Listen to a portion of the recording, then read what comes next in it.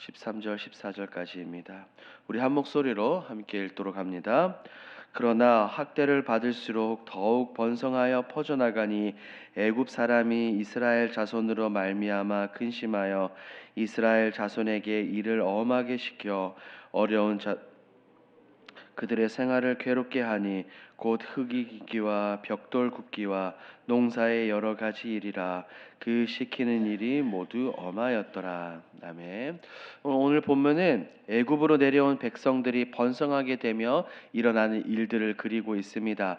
백성들은 애굽으로 내려왔고 그들은 더욱더 번성하게 되었습니다. 성경을 보니 새로운 바로의 등장과 함께 이스라엘 백성들의 고난과 어려움이 시작이 됩니다. 이 본문 안에서 우리는 발견할 수 있는 것이 있습니다. 하나님이 백성들에게 주신 약속이 어떻게 성취되고 있는지 말입니다. 이스라엘 백성들의 번성과 고난과 억압, 인간적인 눈으로 보면 이것이 매우 고통스러운 것이지만 하나님의 눈으로, 하나님의 계획으로 본다면 하나님의 구속사에 있어서 아주 중요한 연결고리가 됩니다. 그로 인해 하나님께 백성들은 부르짖게 되는 것이죠. 오늘 본문이 무엇을 말하는지 함께 살펴보도록 하겠습니다. 내용 관찰 1번입니다. 요셉을 알지 못하는 애굽 왕이 이스라엘 백성에게 행한 정책은 무엇입니까? 이 11절 말씀을 보니 요셉을 알지 못하는 이 애굽 왕이 일어나게 됩니다. 그런데 이 백성들을 향한 정책은 그들을 압제하고 억압하기 위해 강제 노동을 시키죠. 바로는 백성들에게 감독들을 세워 그들로 무거운 짐으로 괴롭게 합니다. 그리고 성들을 건축하죠. 이것은 단순히 백성들의 육체적인 노동뿐 아니라 심리적 그리고 정신적인 억압까지 포함하는 굉장히 어려운 강제 노역입니다. 지금 이 바로의 명령으로 인해 백성들이 짓고 있는 성이 무엇입니까? 국고성 비돔과 라암셋입니다. 이곳은 둘 다 바로의 저장 창고입니다. 저장 성읍이에요. 이 목적은 백성들의 번성을 억제하고 강제 노동을 통해 고통스럽게 하여 이스라엘 백성들을 바로의 손안에 두려고, 즉 통제하려는 것입니다. 왜냐하면 이 바로는 백성들의 인구 증가로 인해 그들을 너무나도 두려워했기 때문입니다. 내용 관찰 1번입니다. 학대에도 불구하고 더욱 번성하는 이스라엘이 만난 또 다른 어려움은 무엇입니까? 14절 말씀을 보니 백성들이 직면한 또 다른 어려움에 대해서 말하고 있죠. 애굽 사람들은 백성들의 생활을 고역으로 괴롭게 합니다. 매우 힘든 노동, 가혹한 노동을 의미해요. 벽돌을 만들고 온갖 일을 하며 이스라엘 백성들의 삶 전체가 가혹한 노동으로 채워집니다. 아침부터 저녁까지 일어나서 잠자리에 들 때까지 조금도 쉴 틈이 없는 노동이에요.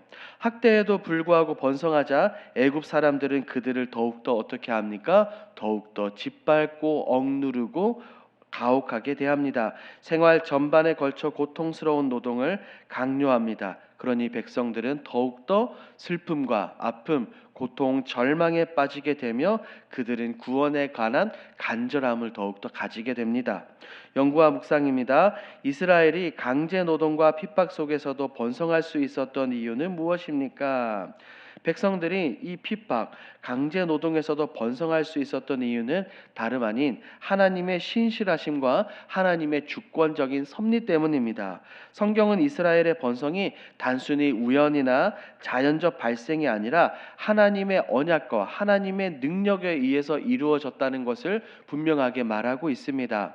우리가 기억하고 있죠. 창세기 12장에서 하나님은 아브라함을 부르셨고 그에게 수많은 자손을 약속하셨습니다. 창세기 15장, 17장, 19장으로 넘어가면서 그 언약은 점차 실현이 되고 있어요.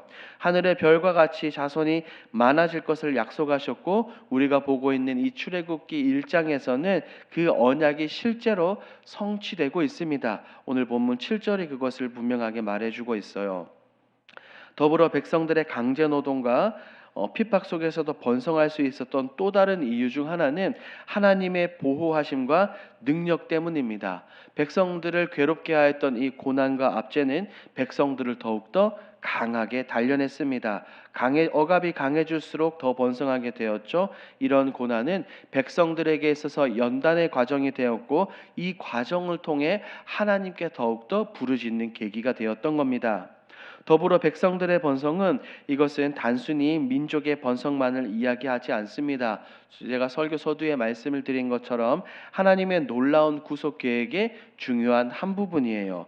백성들이 번성하게 된 것은 하나님이 그들을 애굽에서부터 건지셔서 약속의 땅으로 인도하실 준비 과정의 출발이라는 것을 우리는 기억해야 합니다. 하나님이 간섭하시고 개입과 보호를 통해 하나님의 역사가 조금씩 이루어지고 있는 겁니다.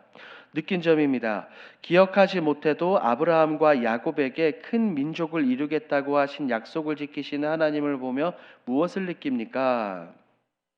중요한 것이든 중요하지 않는 것이든 우리는 때때로 어떤 사람들과 했던 약속들을 쉽게 잊어버리곤 합니다. 그리고 기억하더라도 나의 유익과 만족을 위해 그 약속을 쉽게 뒤집어 버리기도 하죠.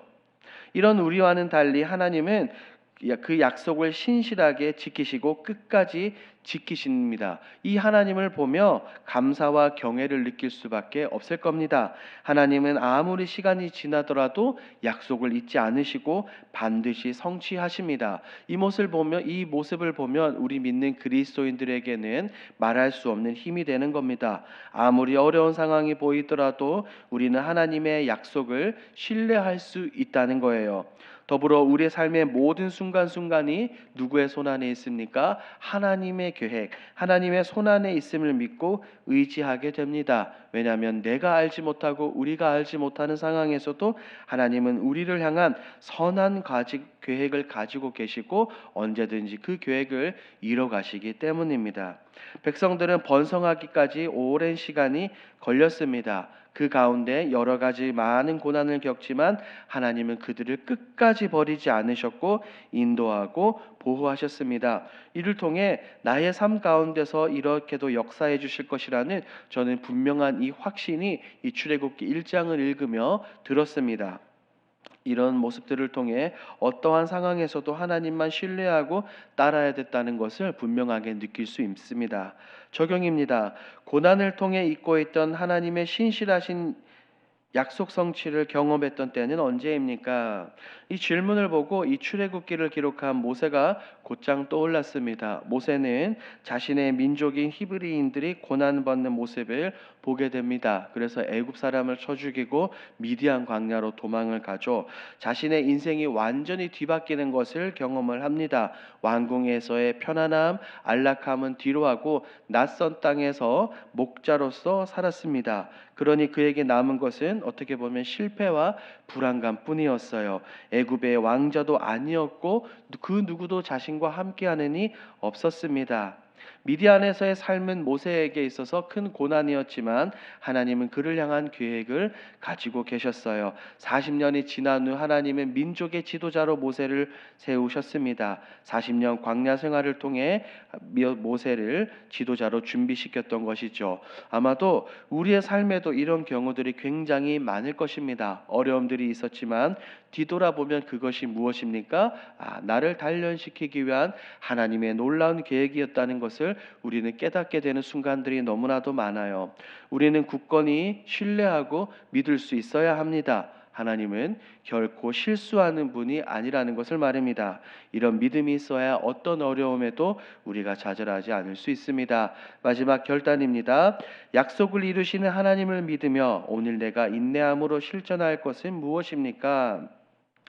여러 가지가 있겠지만 그 중에서도 무엇보다 감사의 삶을 실천하십시오. 무엇에 대한 감사입니까? 다른 것이 아닌 나의 삶을 하나님께서 간섭하시고 약속을 이뤄가신다는 분명한 믿음에 대한 감사와 순종입니다. 주어진 일들, 해야 할 일들 속에서 하나님의 간섭하심과 섭리를 찾고 감사를 고백하십시오. 그리고 더불어 작은 어려움이든 큰 어려움이든 어떤 어려움이든 무엇인가가 닥치더라도 그 가운데서 역사하시는 하나님을 신뢰하며 감사를 고백하십시오. 왜냐하면 내 삶에 닥치는 모든 상황은 내가 이뤄가는 것이 아니라 하나님께서 이뤄가시는 것입니다.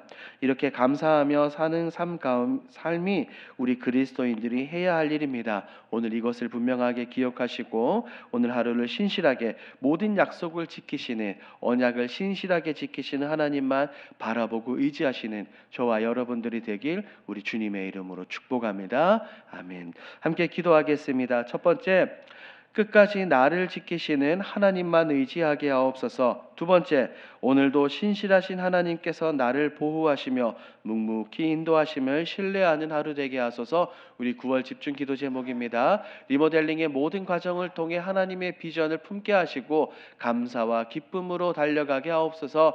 리모델링이 진행되는 단계마다 각 분야에서 가장 탁월하며 신실한 인꾼들을 붙여 주시옵소서. 이와 같은 공동 기도 제목으로 기도하시고 여러분들의 가지고 오신 개인 기도 제목으로 자유롭게 기도하시다가 돌아가겠습니다. 우리 주여 힘차게 부르시고 기도합니다.